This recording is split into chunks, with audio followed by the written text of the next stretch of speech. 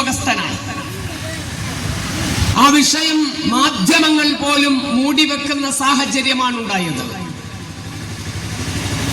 എന്താണ് കുട്ടി കൊല ചെയ്യപ്പെടാൻ കാരണം? ഇമ്രാൻ എന്ന ഒരു മുസ്ലിം ചെറുപ്പക്കാരന്റെ മകളാണ് എന്നതുകൊണ്ടാണ്.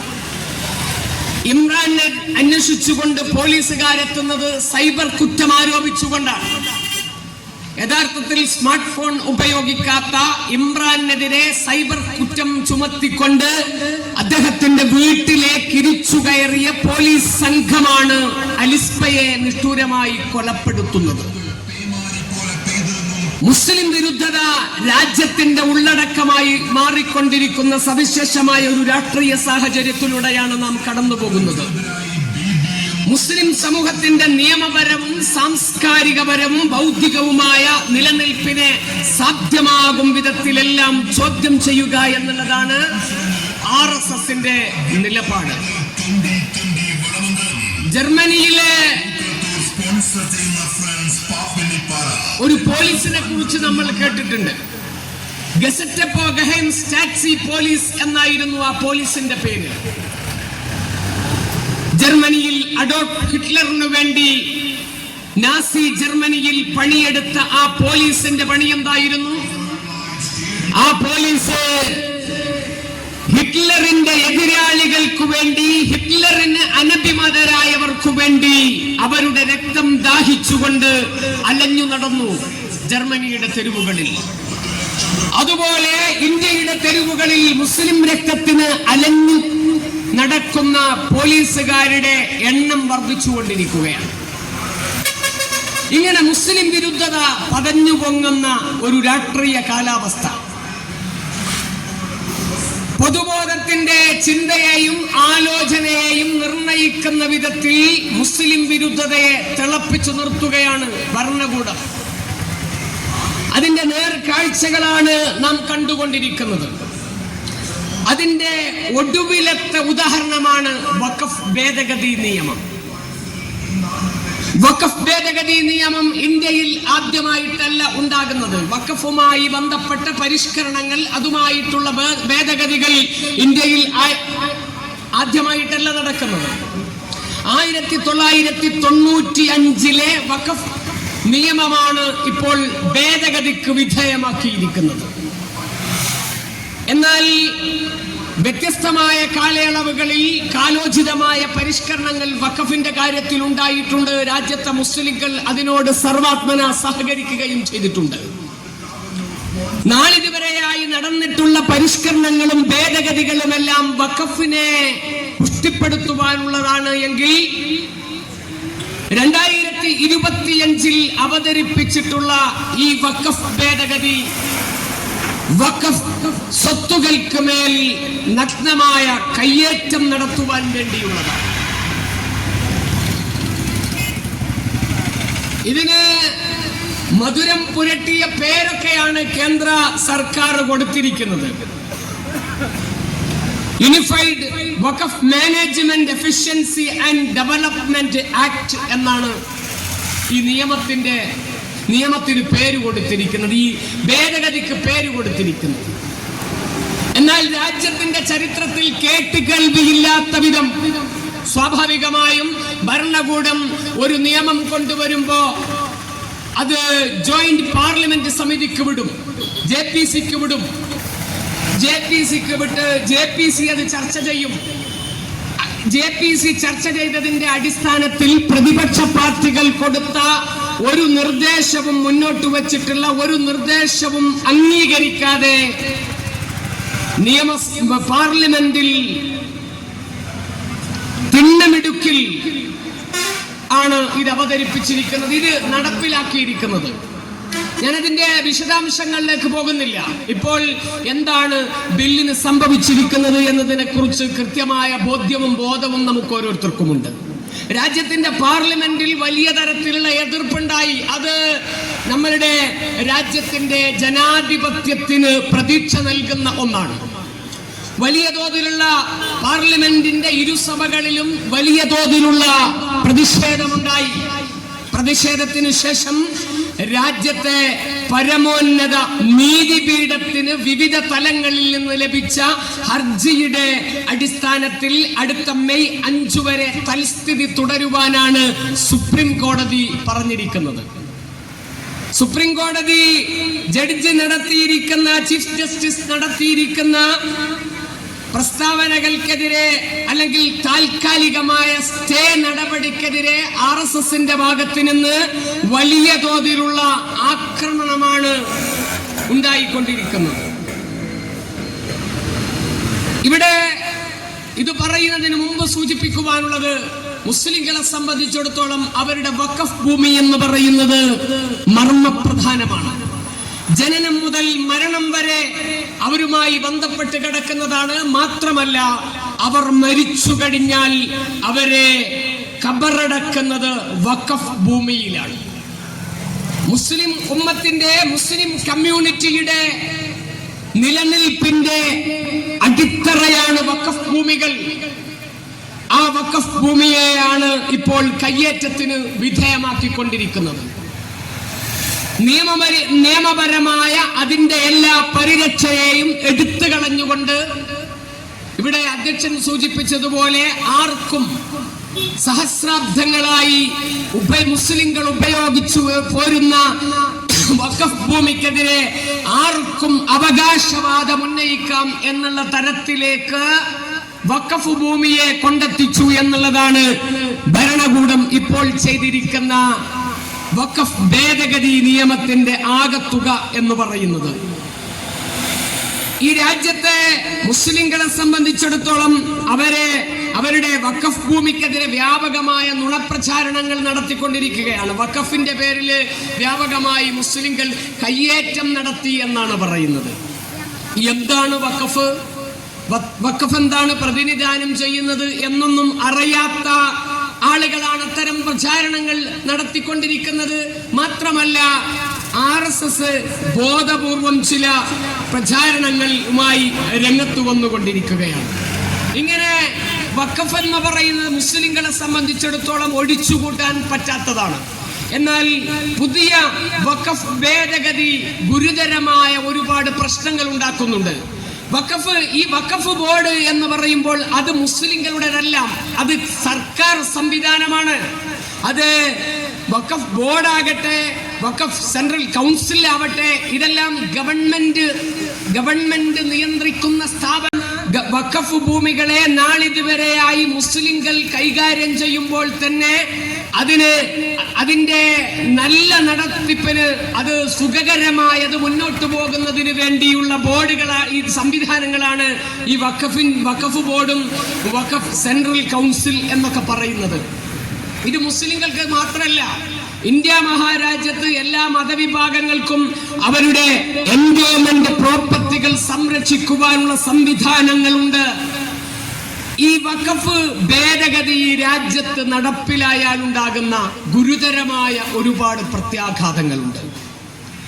അതില് ഏറ്റവും പ്രധാനപ്പെട്ട ഒന്നാണ് വഖഫ് ബൈ യൂസർ എന്നതിന് നിയമപരിരക്ഷ ഒഴിവാക്കുന്നു എന്നത്.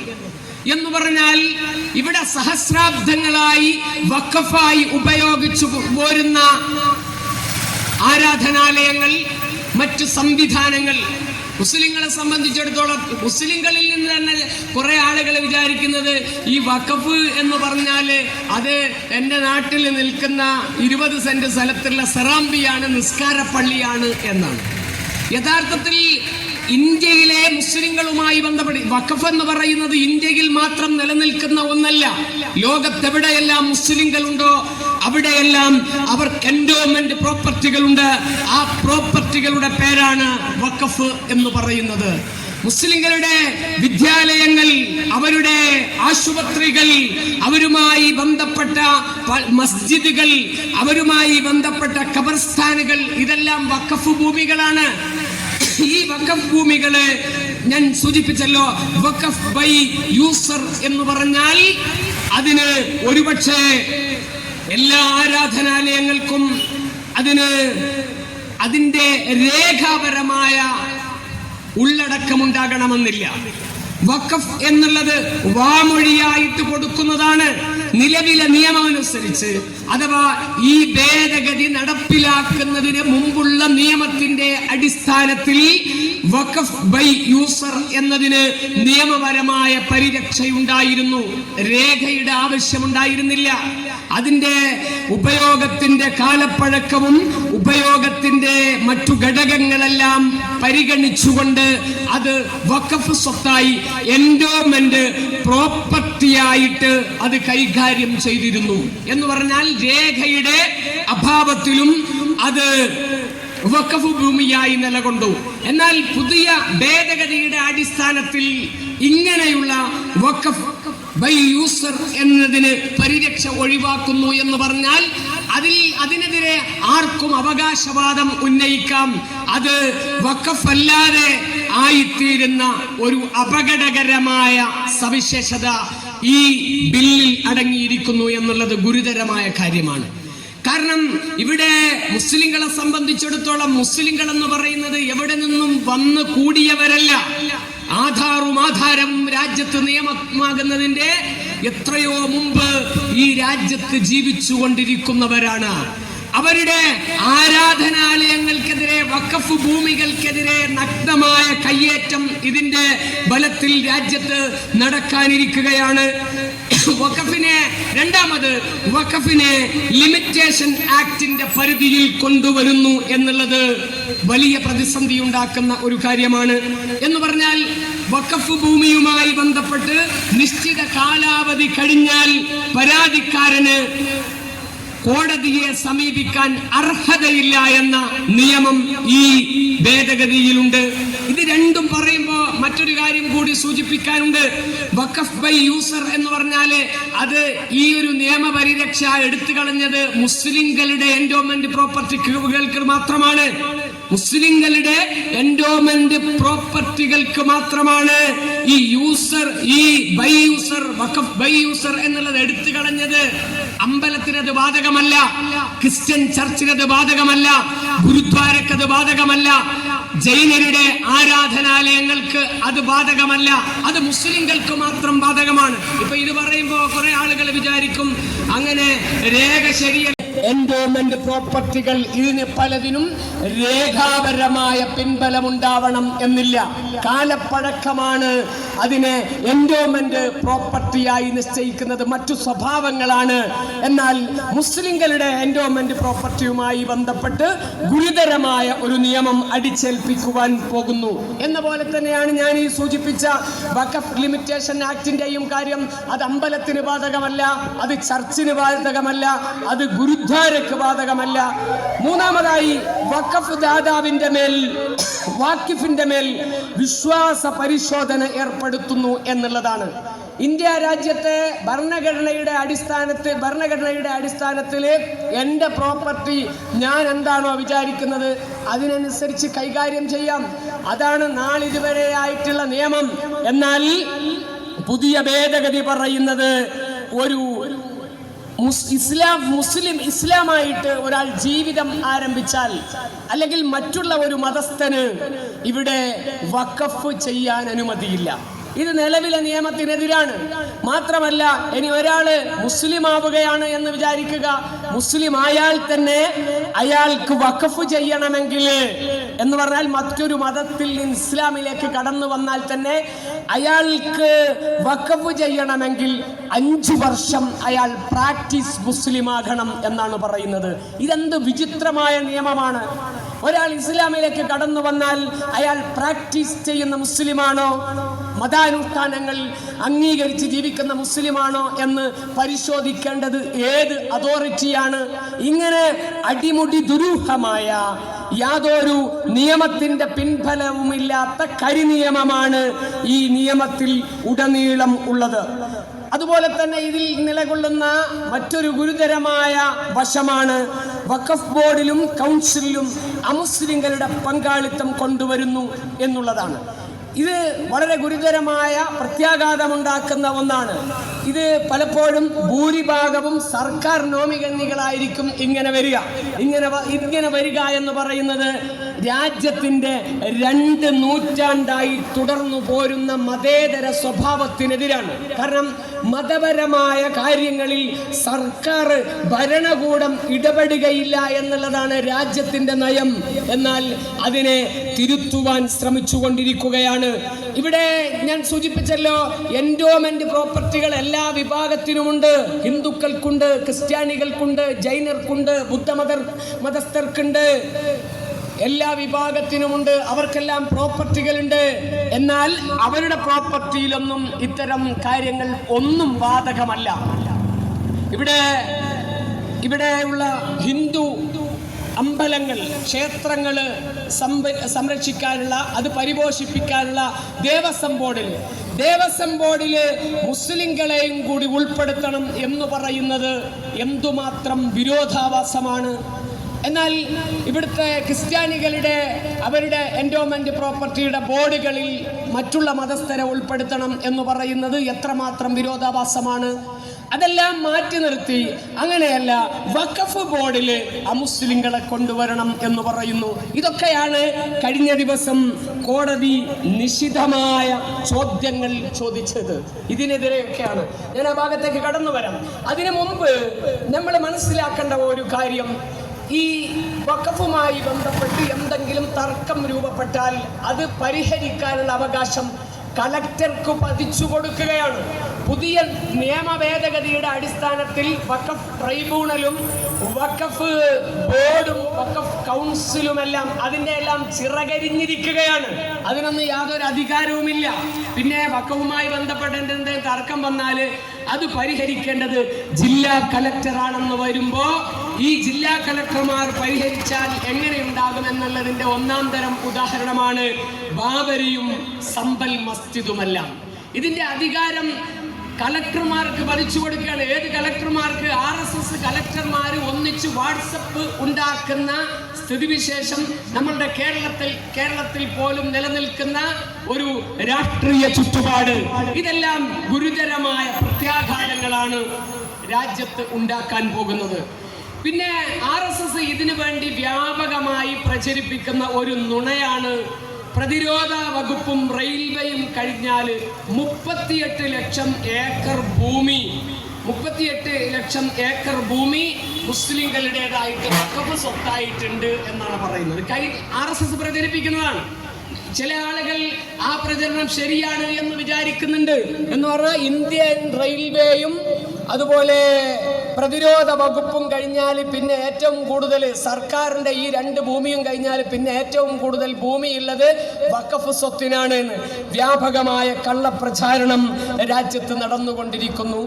ഈ അർത്ഥത്തിൽ ഇങ്ങനെ പ്രചരിപ്പിച്ച് കഴിഞ്ഞ സെപ്റ്റംബറിൽ RSS വ്യാപകമായി പ്രചരിപ്പിച്ച മറ്റൊരു കാര്യം എന്താന്ന് പറഞ്ഞാൽ, പാകിസ്ഥാന്റെ അതേ അളവിലുള്ള ഭൂവിസ്തൃതി ഇന്ത്യയിലെ വഖഫ് സ്വത്തുക്കൾക്കുണ്ട് എന്നുള്ളതാണ്.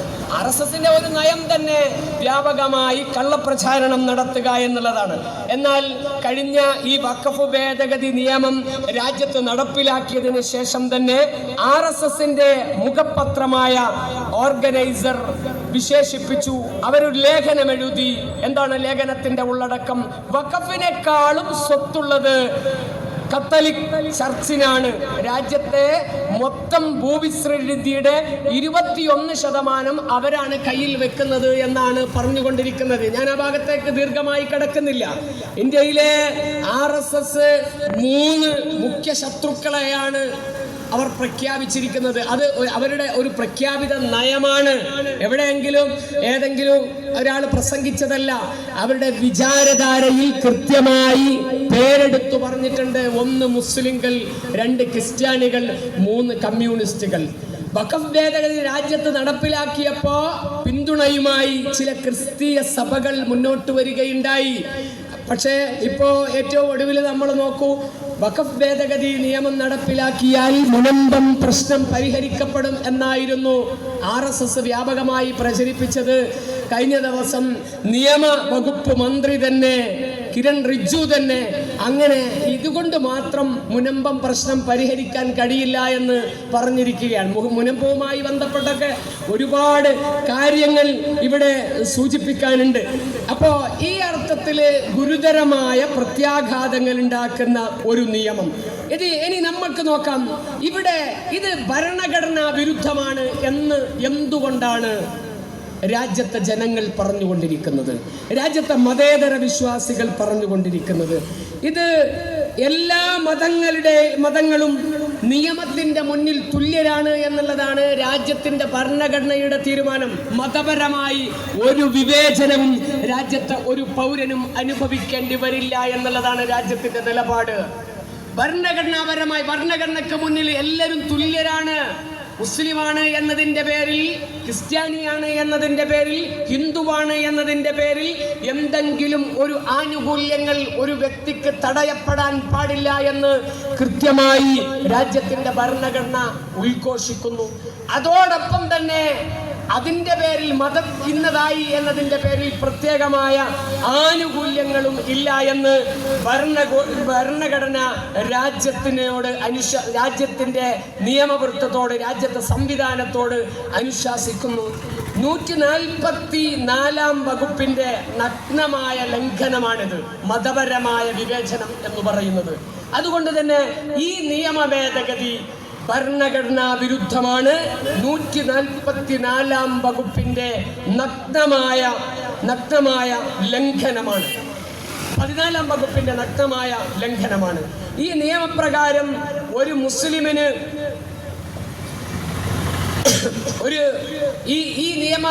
ഈ നിയമത്തിന്റെ അടിസ്ഥാനത്തിൽ മുസ്ലിങ്ങൾക്ക് ആ നിയമം നിഷേധിക്കുക, ഭരണഘടനാപരമായി അവർക്ക് കൊടുക്കുന്ന, രാജ്യം അനുശാസിക്കുന്ന നിയമം അവർക്ക് നിഷേധിക്കുക എന്നുള്ള സാഹചര്യമാണ് ഇവിടെ നിലനിൽക്കുന്നത്. എന്ന് പറഞ്ഞാൽ മതങ്ങൾക്കിടയിലെ ഭരണഘടനാപരമായ തുല്യതയെ ഇത് റദ്ദു ചെയ്യുന്നു. രണ്ടാമതായി, മതസ്വാതന്ത്ര്യം രാജ്യത്തിന്റെ ഭരണഘടന വാഗ്ദാനം ചെയ്യുന്നു എല്ലാ ജനവിഭാഗങ്ങൾക്കും. അത് ഭരണഘടനയുടെ 25-ാം വകുപ്പാണ്. എല്ലാ ജനവിഭാഗങ്ങൾക്കും അവരവരുടെ മതസ്ഥാപനങ്ങൾ നടത്താം, അവരവരുടെ പ്രോപ്പർട്ടികളുമായി മുന്നോട്ടു പോകാം, അവരവരുടെ മതപ്രചാരണങ്ങളുമായി മുന്നോട്ടു പോകാം. അതിൻ്റെ കടക്കൽ കത്തിവെക്കുന്നതാണ് ഈ നിയമം എന്ന് പറയുന്നത്. കാരണം എന്താണ് വഖഫ്, എങ്ങനെയാണ് വഖഫ് ദാനം ചെയ്യേണ്ടത്, എങ്ങനെ, ഇതിനൊക്കെ ഒരു വിശ്വാസിയെ സംബന്ധിച്ചിടത്തോളം, ഒരു മുസ്ലിമിനെ സംബന്ധിച്ചിടത്തോളം അതിനൊക്കെ കൃത്യമായ ചില അടിസ്ഥാനവും കൃത്യമായ ചില പാഠങ്ങളും ഉണ്ട്. അതിനെ റദ്ദു ചെയ്യുന്നു എന്നുള്ളത് ഗുരുതരമായ ഒരു പ്രശ്നമാണ്. ഭരണഘടനയുടെ 26-ാം വകുപ്പ് അതിനെ മതങ്ങളെ പ്രചരിപ്പിക്കുവാനും അതിൻ്റെ സംരക്ഷണത്തിനുമെല്ലാം അവകാശം നൽകുന്നു. അത് ഈ നിയമം റദ്ദു ചെയ്യുന്നു. ഇങ്ങനെ രാജ്യത്തിൻ്റെ ഭരണഘടനയെ തന്നെ താറുമാറാക്കുന്ന, ഇതൊരു മുസ്ലിം പ്രശ്നം മാത്രമല്ല, ഇത് മുസ്ലിങ്ങളെ നേരിട്ട് ബാധിക്കുന്ന പ്രശ്നമാണ്. ആ കാര്യത്തിൽ തർക്കമൊന്നുമില്ല. വഖഫ് ഭേദഗതി നിയമം എന്ന് പറയുന്നത് മുസ്ലിങ്ങളെ ബാധിക്കുന്ന പ്രശ്നമാണ്. എന്നാൽ അതോടൊപ്പം തന്നെ രാജ്യത്തിന്റെ ഭരണഘടനയെ രാജ്യം പതിറ്റാണ്ടുകളായി കാത്തു സൂക്ഷിച്ചു പോകുന്നു.